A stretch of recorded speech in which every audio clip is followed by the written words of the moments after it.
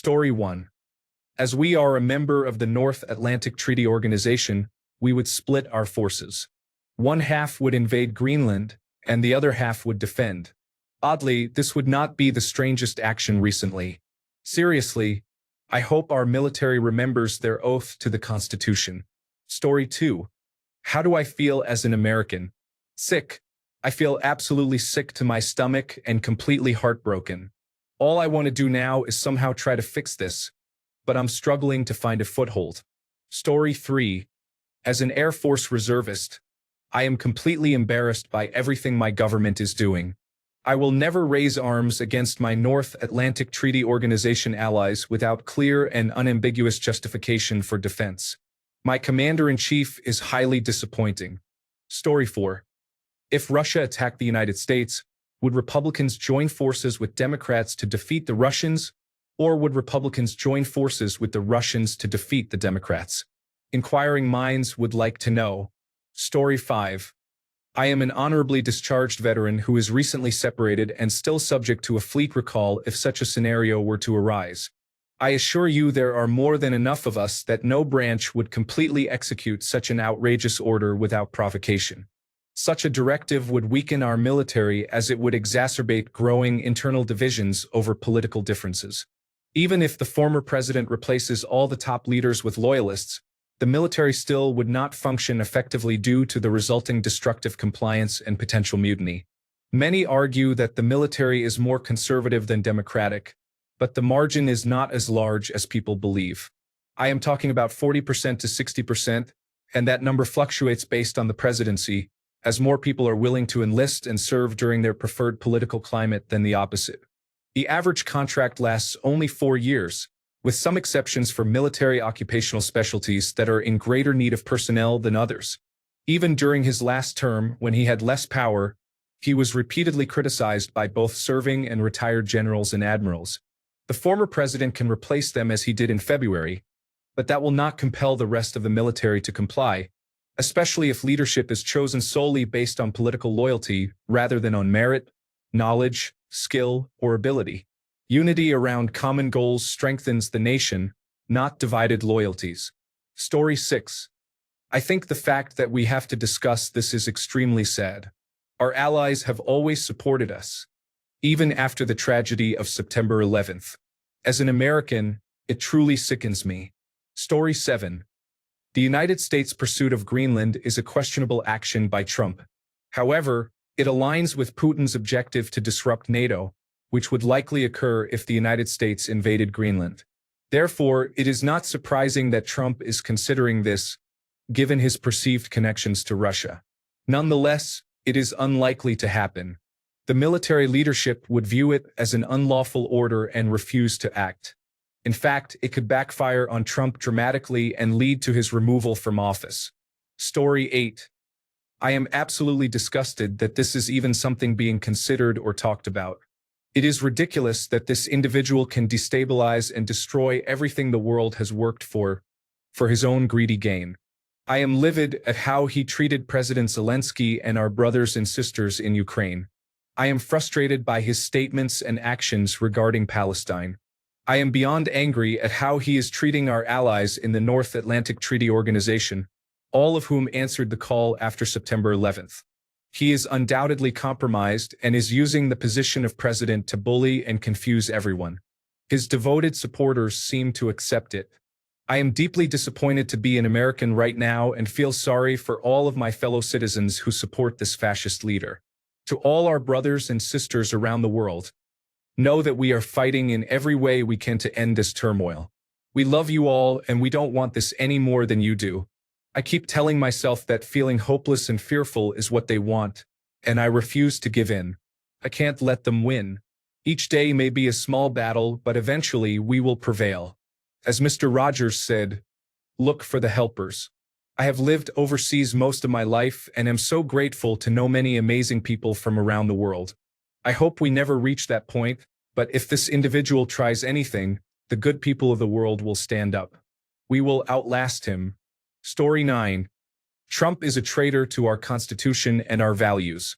I am saddened that so many of my fellow citizens are too busy supporting him to realize he is being manipulated by Putin and Elon Musk. I am frankly exhausted from feeling frustrated and disappointed all the time. Story 10.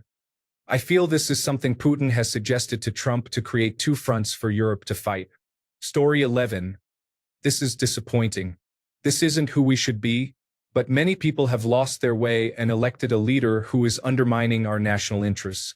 Our relationship with Europe and other global partners is the foundation of our national security strategy. He is damaging that. As an American, I am ashamed of what is happening. He will make us less safe and poorer. Story 12. He believes the global powers are dividing the world, and he thinks of Greenland as his, just as Putin considers Ukraine his to claim. Or perhaps this is just bluster to distract from the overwhelming chaos we face. Meanwhile, forests, consumer protection, and rights are being stripped away while we worry about Greenland, funding delays for Ukraine, tariffs, and issues in the Gulf. Story 13. Considering the U.S. military has been engaged in operations in the desert for the past 35 years, it is likely to be a chaotic situation. Story 14.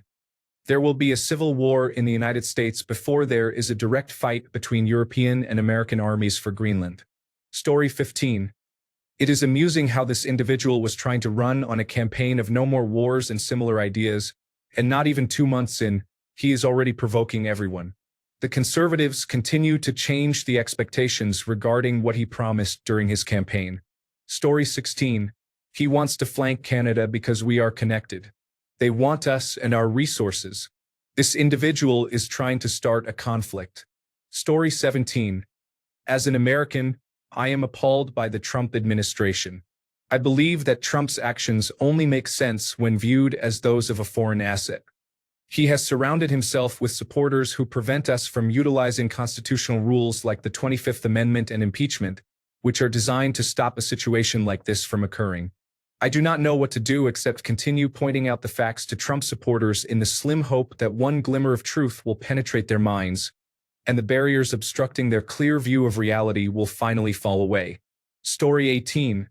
The United States going to open war with the North Atlantic Treaty Organization would be a global catastrophe on a level beyond even what we are experiencing now. Story 19. I'm ready to go to war against the Make America Great Again movement. This needs to stop. I feel ashamed of humanity and my country. Story 20. It's like riding in the back seat while my parents are driving a clown car down the middle of the city, and all the windows are down for everyone to look in. Story 21. A couple of things. Trump cannot declare war without a 2/3 majority in Congress. If he tried to bypass them, I believe that the American people would revolt. If it got to that point, there is no way the United States would still have military bases on NATO allies' borders. In fact, if I were the leader of a country hosting a base, I would already be considering removing them given the current situation. The logistics would be considerably more complicated. Story 22. That is a Make America Great Again war. We can bring back the draft, drawing from a database of Make America Great Again voters. It is their children who fight, and the Make America Great Again donor list pays. That includes Russia, by the way. Story 23. I fight on the side of the oppressed, not the oppressors. Anything else may lead to a ban. Story 24. Listen, we don't have any issues with Greenland, nor do we support the troubled individual making a scene about it. Our deepest apologies to most Americans. Story 25. We are being ruled by a self-centered individual who is being admired by a group of intolerant and unthinking individuals. It is not looking favorable. Story 26.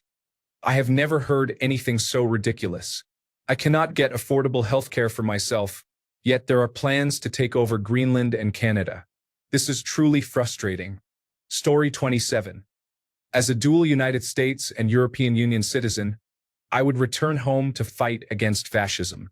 No one can stop the United States from doing what it wants, but I would be happy to help make that as inconvenient as possible. Story 28. I think it is unwise, and most of the military would probably disobey or just remain inactive instead of following the order. Additionally, the United States already has a base in Greenland, so we are technically already present there. The statements made are often nonsensical and seem designed to provoke discussion. This would likely be the most unpopular war since the Philippine-American War or the Mexican-American War. Our focus regarding military concerns should be on China and Russia, particularly China, as they are likely to attempt to take Taiwan sooner or later. They are also expanding their economic presence globally, reaching as far as Latin America. Story 29. We don't want it. Even the sensible Republicans I've talked to don't want it. Nothing good will come of it.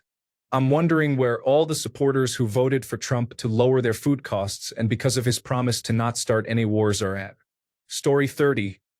I would never support going to war against the North Atlantic Treaty Organization. Additionally, why does anyone want Greenland? I don't think the residents even know. Story 31. You're fighting a war to expand Mr. Tang's real estate empire.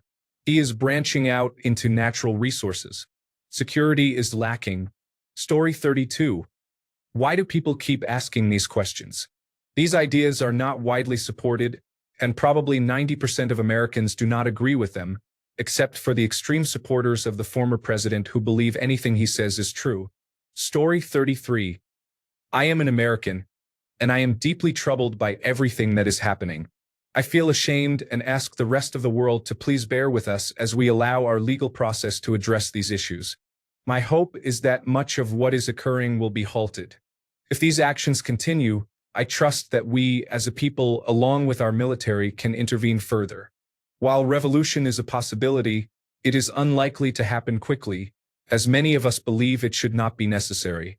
It is all just sad. Story 34. It is concerning to see the desire for peace in Ukraine while acknowledging the loss of young lives, yet simultaneously threatening allies. A former senior UK general expressed on television last night that America has become a rogue nation and is no longer trustworthy. Story 35. I just don't understand how anyone listens to this person and likes him. Some of his ideas are the most absurd nonsense. Story 36. I thought this said going to war with the North Pole. I was surprised that this individual declared war on Santa. It seems fitting at this point. Story 37.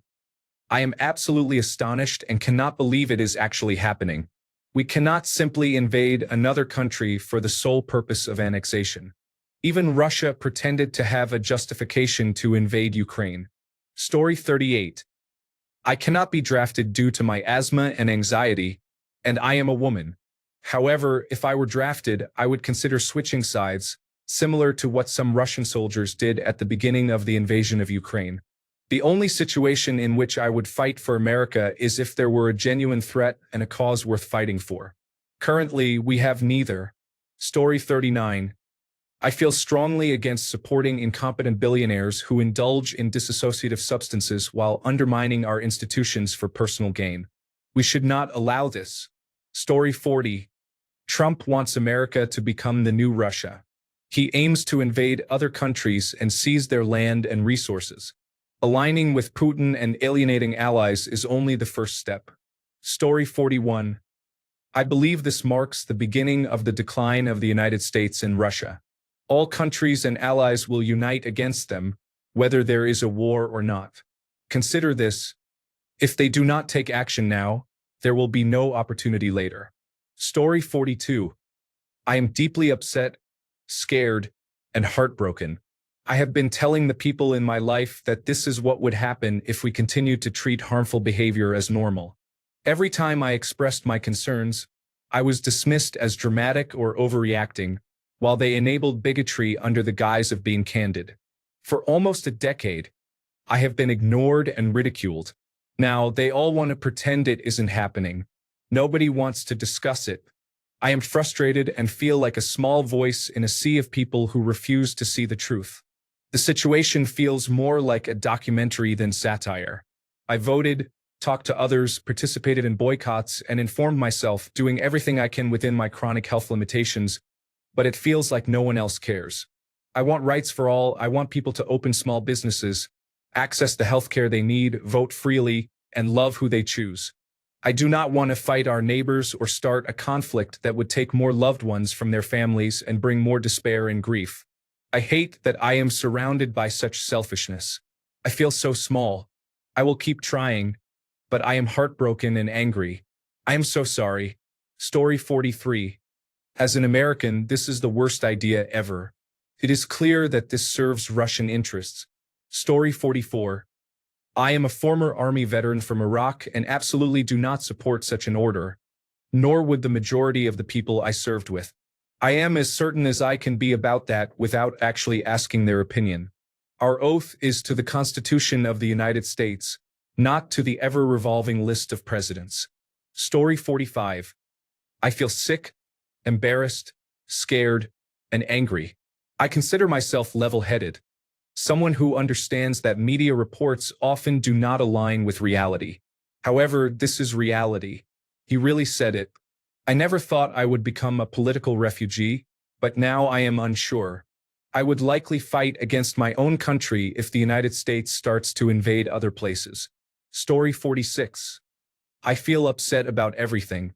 America has more than enough problems within our borders. We don't need to interfere with Canada, Greenland, or anyone else. It contradicts the idea of putting America first if he is going to waste his time attacking other countries. I am frustrated with him, his allies, and especially those who supported him. Story 47. A large number of us will refuse and resist such a travesty. We might not be successful, but I hope the world doesn't forget that amidst the chaos, there were some who did everything they could. Story 48. Do they really think the rest of the world will sit back and let America do whatever it wants? It's time to start pushing back. Story 49. I believe the president is unqualified and that a significant portion of the country holds misguided views. Story 50. If they ever asked us to fight, I would lay my weapon down for my fellow humans. I will not fight in the wars of others. Story 51. I am very upset about the decisions coming out of Washington, D.C. As a military veteran, if I were faced with the same choice now, I would not serve this administration. Foreign relations take time to build, and it has long been agreed that sovereign nations need to be respected, regardless of the size of their military or the resources they possess. It seems that every decision being made now pivots on the financial bottom line, or rather a simplistic view of it. Elon Musk and Donald Trump cannot simply go back to a previous point or file for bankruptcy. They need to have regard for human life. Story 52. As a veteran, I will not fight anyone for this administration. I will go to prison or be executed before that happens. Story 53. I don't believe it would ever happen. You can't set up a golf course in Greenland, which means he has no real interest. Thanks a bunch for sticking around till the end of the video. Remember to subscribe, and until next time, stay awesome and goodbye.